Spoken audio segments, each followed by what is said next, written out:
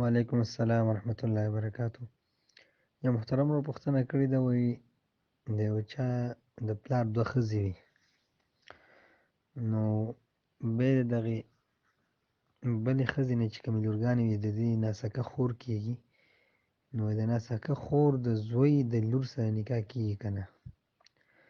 محترمه دا ناسکه خور هم د پلار نه ده، دا هم په ده باندې حرامه ده. او د ناسکه خور اولاد چې کوم دی هغه هم په ده باندې حرام دی، که هلک وي او که جنۍ وي. مثلا نو څومره چې ښکته ځي دا ټول په ده باندې حرام وي. نو ناسکه خور وي که خپله خور وي، د هغې اولاد همداسې ښکته پسې ځه، د اولاد اولاد دا ټول حرام دي. ښه داسې نکاح نه کېږي.